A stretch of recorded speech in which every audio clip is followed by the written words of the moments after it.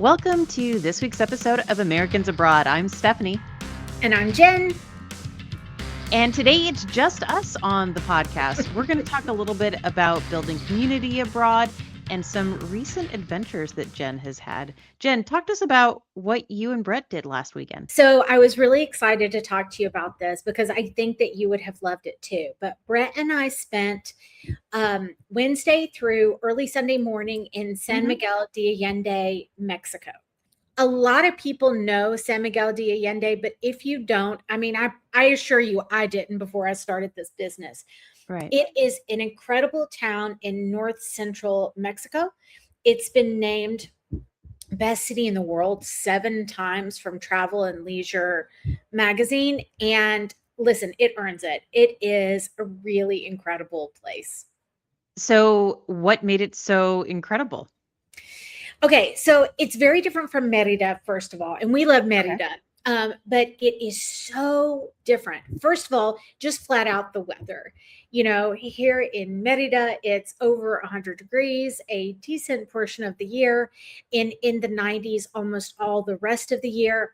San Miguel de Allende is in that eternal spring-like zone. Okay. It's about 6,000 feet high. So it's not like so overwhelmingly high as you get in Cuenca or in Peru, but it is much cooler for that reason. And so it kind of is between 65 and 80 all year round. It was, as you can imagine, a pleasant respite from the weather. From summer heat, yeah. Yeah, I just cooked lunch in the kitchen and I'm like all red faced and my hair is all fluffy because it is very sweaty here. And, you know, we grow accustomed to it and we think it's worth it. But it was nice to just, we didn't have AC in our unit or fans, and we just kept the windows open the whole weekend. And the fact that you could just hop up and walk anywhere you wanted at any time, it was a nice benefit. The next thing is the food. It was incredible, and all kinds of food were incredible. We had Italian pizza and pasta. We had tons of nouveau cuisine. One of my favorite things that I ate was at, admittedly, an incredibly bougie rooftop dining experience. Bougie for a reason. Yeah, at the Rosewood Hotel. But it was this platter. I love carrots.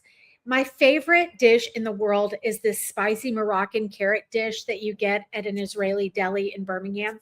Which I had when we drove from San Antonio. Right. Yes, on your recommendation. We had a DoorDash. Yeah, it was fantastic. It's that good. I'll share the recipe. I found a good mock-up of it online. Okay.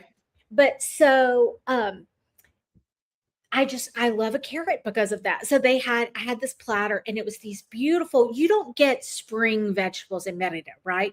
There is no spring. I grew tomatoes in January here in Mérida. So they had these beautiful heirloom carrots, you know, purple carrots and orange and the yellow carrots, and they were perfectly marinated. And then they were served with like hummus and then a goat cheese spread, and then topped with a mixed green salad and sliced or shaved almonds. Amazing. I will dream of that dish. So that kind of stuff was good. But then also we went to a place called Pork Belly that had really good like barbecue and smash burgers. And I had steak frites and it was fantastic. So it was just like, it was so fun to eat all these different things. Now, I will say I really wanted to eat like street tacos and we just didn't get the opportunity to, but good news, I get to go back. Also, we went to a plated dinner at someone's estate, honestly. And that gets into the other part that's amazing about San Miguel, which is the camaraderie. A lot of people who do know about San Miguel de Allende think that it's sort of the Disneyland and that it's going to be all gringos. And I will admit, I was one of those people. I thought it was at least half gringos and maybe more, you know, and it isn't. It's 10% gringos, which is not nothing. It's Right. not nothing. And in some ways, it's kind of fun because we went to see two bands play that play American covers of American songs. And so that was really fun to have as an adventure. But all the Mexican culture is there. We saw 3 different street parades that happened while we were there. And so it's not like Americans have come and displaced Mexican culture in any way. Right. But the other thing is that it's just so social. So everywhere we went, people were meeting up, people were having fun, everybody was out in the streets, every place was third place, a lot like what you experience in Porto Yeah. and in other cities in Europe. Cobblestone streets, very walkable. Our host, Elizabeth, who I hope is listening, hi, Elizabeth, calls it Europe without the jet lag. Mm. I thought that was pretty clever Yeah. because it is really easy to get to. For us, we can fly there in an hour and a half, and then it's an hour and a half drive from the airport, but you have plenty of car services. It's a perfectly easy drive. And Querétaro, which is where you fly into, is a great city to visit as well. Anyway, so one of the things we did was go to this plated dinner, and it was a 5-course vegan Middle Eastern spread. And as Mhm. you might imagine from my love of the carrot dish, Like all the carrots. right up my alley. I am not vegan, I am not vegetarian, but I love Mhm. vegetables and I love Middle Eastern flavors. So we had like a kofte, and we had a carrot dish, and we had a kebab with, like, how do you say it? Is it Satan? It is Satan, isn't it? Seitan. Yeah, yeah, stay tuned. Yeah. Yeah, seitan. It was delicious, and all these different foods. And there were 75 people there who were Wow. all just connecting. And it turned out one guy was from Hackleburg, Alabama. And someone said, "You have to go meet Jen. There's someone here who's from Alabama." And Mhm. so we sat, and his whole family had gone to college where I went to college. And he just told all these stories of his family. And it was fantastic. So we're in this palatial estate. It's for sale, by the way. I can't even begin to describe it. But it was, I mean, just stunning, filled to the brim with original artworks. And then a huge garden out back where they grew most of the foods that we ate, which they all cooked in their huge industrial kitchen. Then they had uh, dozens of chickens. Then they had peacocks. And what are the birds? Not pheasants, partridges. I don't know, some kind of Mhm. other bird that were hanging around everywhere. And they love birds because their business is glass blown hummingbird feeders. And I said, "You must have What sold a 50." niche I know. I to said, "You lean must have into. sold 50 million hummingbird feeders Mhm. to build this place." They were so lovely. Anyway, but I mean, we did dive bars. We did Yeah. things that were like this. We did rooftops. We did the town square. And I can't even get started on the shopping. There's a facility downtown that's an old factory that they've converted into a series of galleries, and it Mhm. has both like little local arts and crafts, and in the back were Warhol lithographs. Like, it was mind blowing. So I can see how this is such a soft landing. The gent said to me, the man from Hackleburg, he said, "If Mhm. you can't make friends in San Miguel de Allende, you can't make friends." And I think that's absolutely true. It is an amazing place to have that walkable European experience in Yeah. a place that you could move to with an hours long wait for your visa and 45 bucks to Yeah. get started, and then come and do the other half in Mexico. We do have a group scouting trip coming up there in October, but I cannot wait to go back. It was a really, Yeah. really special, social, fun place. So I feel like I got to be like Stephanie this weekend because I know You got to you guys cram it don't all know. in one weekend. Yeah, you socialize so much, and I'm so bad about it. So I felt like you would be proud of me since you are my Yeah. cruise director. So what have you been doing in Portugal? Oh gosh, it feels so weird to now be somebody who's like super busy and I have to turn down invitations because I'm double No, booked. Like I was never that person back home. I don't Uh believe you. Really? no, no, yeah. I mean, there, You were in a pinball club. yeah. I mean, I had very specific things that I would do, or the same people just in, like I was that one person at a time, and then we just do everything together and then move on to something else, whether that's me moving on or them moving on, or something mutual. Um, I so today, this morning Portugal time, it was the very first person that I made a connection with when I moved here. I met her on TikTok before we moved, and she's very like artsy and stuff. So we went to a park and we did watercolors and just hung out and just gabbed a bit and caught up. And actually, the topic of building community and like finding friends and all of that came up during our conversation. And I kind of compared it to dating, which heaven forbid, knock on wood, if anything happened between me and my partner, um, cool. I will just be the eccentric old lady by myself. I don't want to date again. But we were talking about how when we first moved abroad, that we kind of leaned into this thing. Oh, we just want to meet other people who have done the same. Of course, we want to meet Portuguese people and build a robust community. But you know what? If they moved abroad, we're going to have so much in common, and then recognizing that sometimes you need a little bit more than just we did the same thing. And so she feels really stuck. She has young kids too, and so some of it is the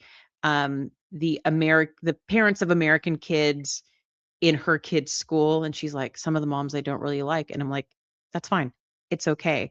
You have to like kiss a lot of frogs before you find somebody, and that's true with friends as well.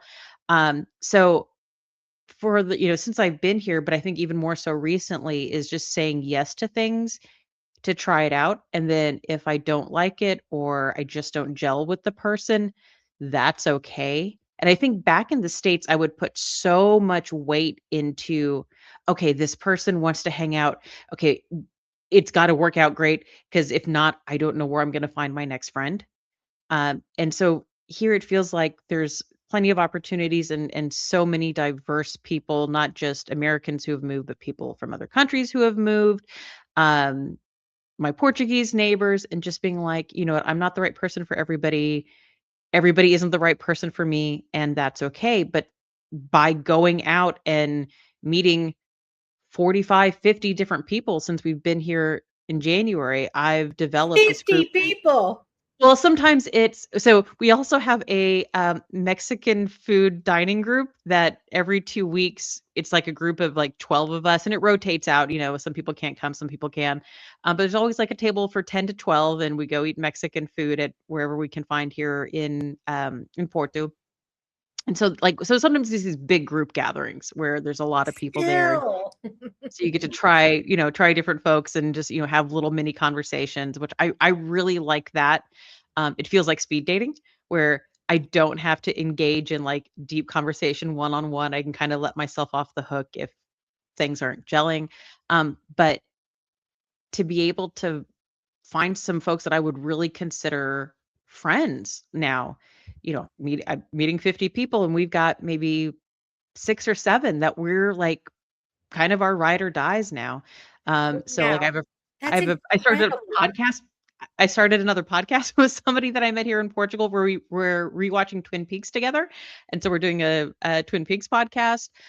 Saturday, I'm going to the beach with another friend. Last week, was the first time we had a chance to hang out with a couple who moved here from Dallas, maybe about a month before we did. So, Dave and I used to live in Dallas as well. So, we're talking about, did you ever hang out at this place? Oh, remember this place? Oh, remember this dish at this thing? They're very much food people. So we went out for cocktails and food because we have that in common. So it's also been a, an experiment in finding truly folks that I have things in common beyond the fact that we were born in one country and now live in a completely different country. That's And a lot, though. yeah, yeah, I mean, I think it, kind of clues folks into just an innate curiosity and like, okay, this person at least is somewhat adventurous, because they made this big move. Yeah. But again, also, recognizing that you don't have to build your tribe just around that or have to go, well, they made the move too, so we have to be friends. Like you can dig a little deeper. And so, when folks talk about, well, how do I build community? How do I, make sure that I'm not lonely? Lean into your hobbies, lean into the things that you like. Twin Peaks, cocktails, bougie food. I'm going to a concert on Saturday with someone who we met here, who we connected with before they moved here. And so when they got here, we went out for lunch and I was like, we are the exact same person. So she and I are going to a concert together. So just finding these, the same way that you would lean on things that you have in common back home, that still carries over in your new country. But it's effort, and especially when you're new in a place, like you just have to put yourself out there and it can be okay with you not liking everybody and being okay with not everybody liking you, and that's okay. But you will find your folks if you make that effort. And it's been a lot of fun. It's been so much fun just getting random text messages and being like, "Hey, do you want to go see a movie on Sunday? Hey, what are y'all doing this weekend? Hey, do you want to come over and have dinner? Hey, we haven't hung out in a while." And then I can go, "Well, why don't you come over here and I'll get snacks and we'll watch a movie or something." It's been really, really lovely to meet so many great people and build like actual friendships here. And you're kind of a celebrity, right? So you got invited to be on someone else's podcast and I you were did. given this Okay, food. I have to talk about this food tour. I just for a moment. So there is a tour company that does just food focused tours. They're called Taste Porto. This is It not was an ad.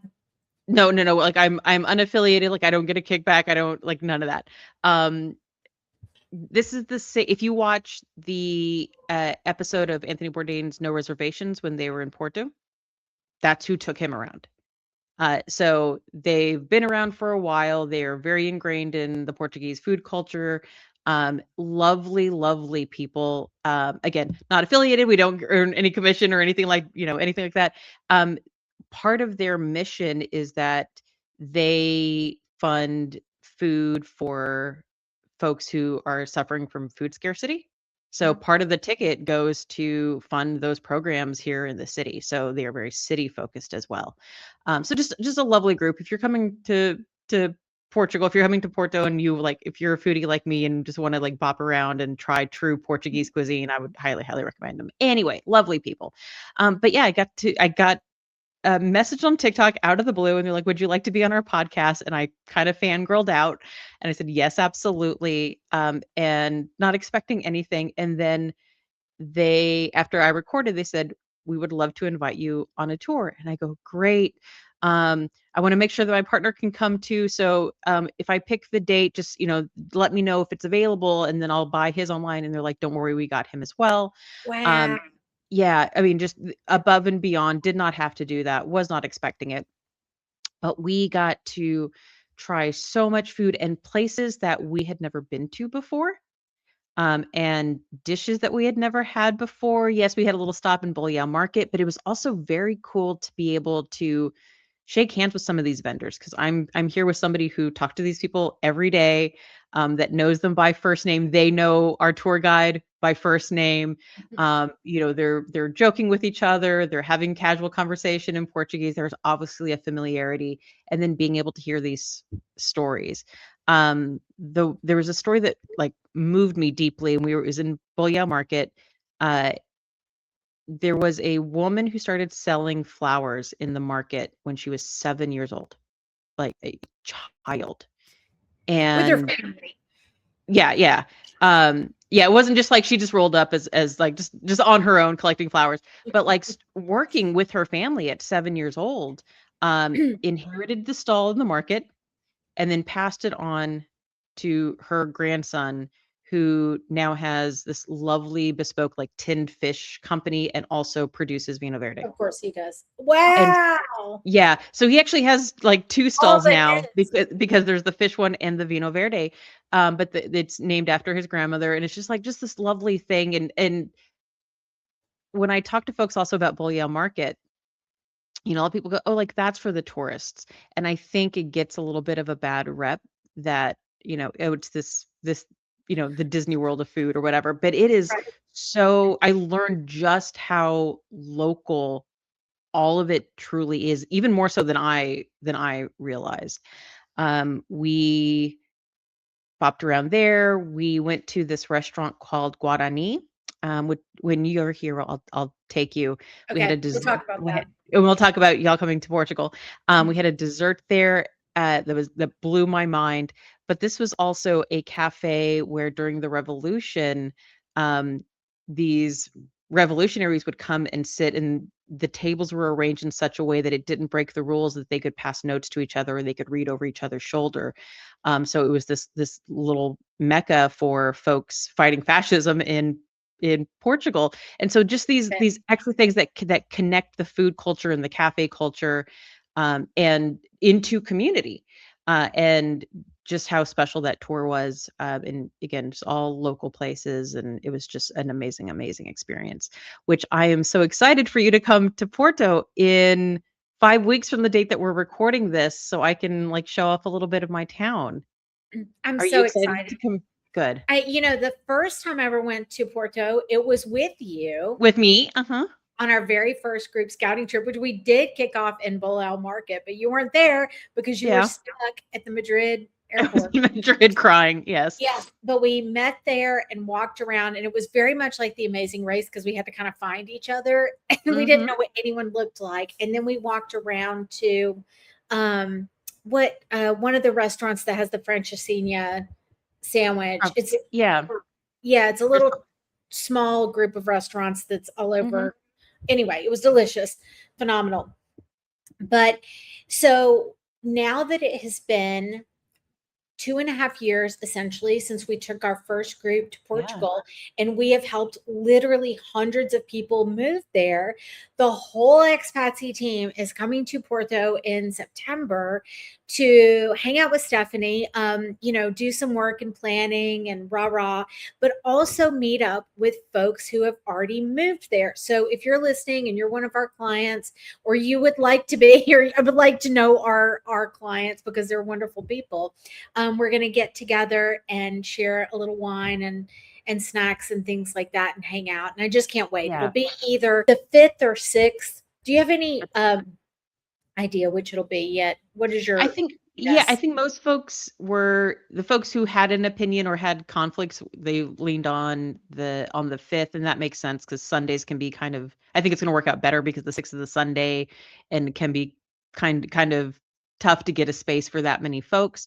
So I think Saturday's gonna work out great, but we'll have more concrete details probably by the time this episode comes out. But one of the things that was really exciting is, we had a list of the folks that at least we were aware that had made the move to Portugal through Expatsi, and just seeing how many, like more than I think we even And there's still knew. more. It's Yeah, like in the beginning. my roommate from the scouting trip, I'm so she excited to gets here, see Juliet, Juliet. she gets here, in I think 3 weeks, so she'll be here in time for that. Um, Julie Stoner, who, she's done some of our webinars on moving solo, and she comes to our members chat. Um, she's gonna be moving from the city that she landed in. She's moving up to the Porto area, and she'll be moved in, I think, before then. So not only just growing our Portugal crew, but so I guess selfishly my little Porto specific crew as well. Sure. It's nice. It's a nice thing, a nice benefit that you have of so many people who are Mhm. living there and to build that community. And I'm so excited to see there are going to be tons of people I've never met in person. Mhm. Tons of people I've never even talked to who we help through webinars or through recommending our partners in Portugal or whatever Mhm. else. So to like get there and raise a glass to everyone Yeah. for doing this big, hard, scary thing and making a life of it in Europe. And our partners from Viv Europe, who have helped so many of these people, are going to be able to come. I heard from them earlier today, so they're definitely Good. going to be. And I think that's going to be really special for our folks because yeah, we had a hand in making introductions and all of this, but shout out to our partners who are the ones making the things really, really, really happen. I mean, they did for Yes. me and Dave and for this huge list that I'm looking at on a spreadsheet. So I'm really excited because I know that most of those folks have never met the person who got them their visa. Maybe even Right. like never even saw them on a Zoom. Maybe it's really just, email and WhatsApp. And so being able to put a face to the name and the assistance and the story, I think is going to be really special. So I'm really excited for that as well. Me too.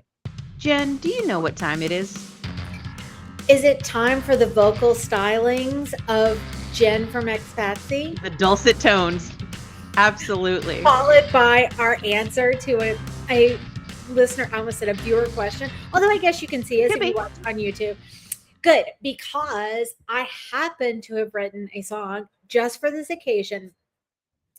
And I've just been thinking about what it's like to wake up and realize that you're there, that you've done it. All this Okay. hard work has gotten you to this point, and you've laid your head down in your new home in another country.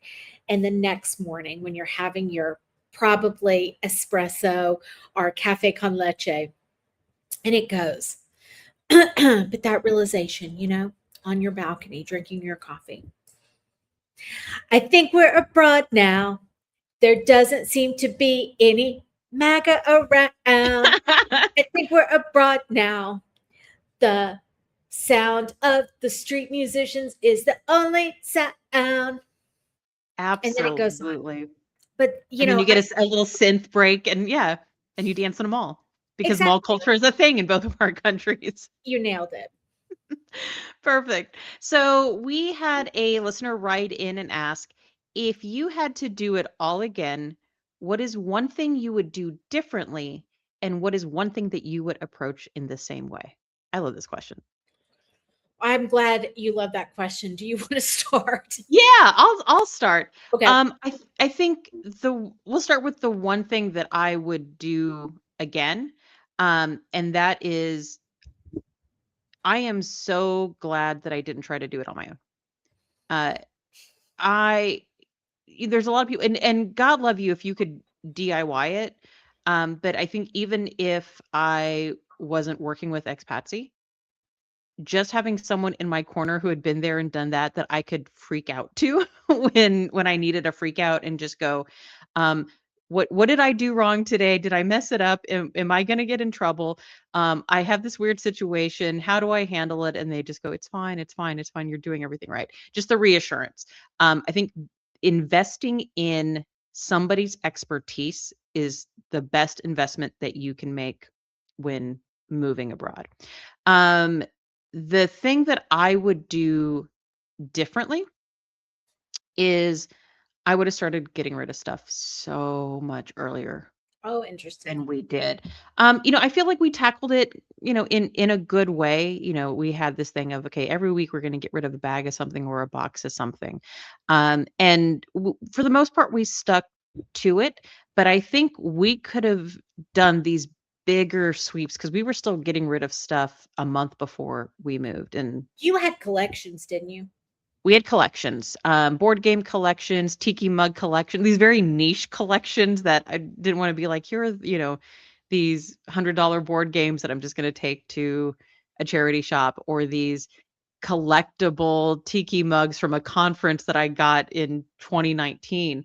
I wanted to make sure that they had like good homes, but getting rid of just the basic stuff, like I knew that I was never gonna wear heels again in Porto, so why was I debating on which of my 5 sets of heels was I gonna take?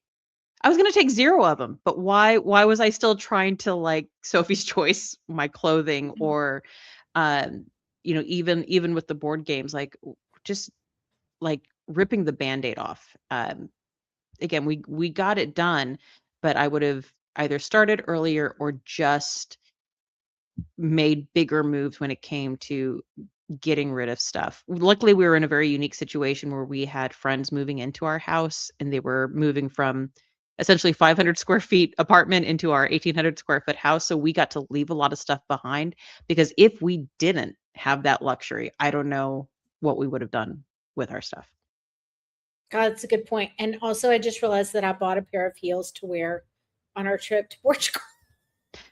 Put them in a bag, and then it's like you're a businesswoman in the 80s in New York City. You Yes. wear your flats and then swap them out. It's so funny. I also learned, I forgot to say this about San Miguel de Allende, but they call it the city of falling women. Oh, I will be absolutely prepared then. Because of the cobblestones. And I brought some clogs. Oh, that was a disaster. Anyway, uh, so for me, it's so funny that you say that, because my immediate thought of what would you do differently was I would have worked with somebody. I am Mhm. that DIY cautionary tale. Now, to be fair, when I first started, Expatsi no existe. So, Right.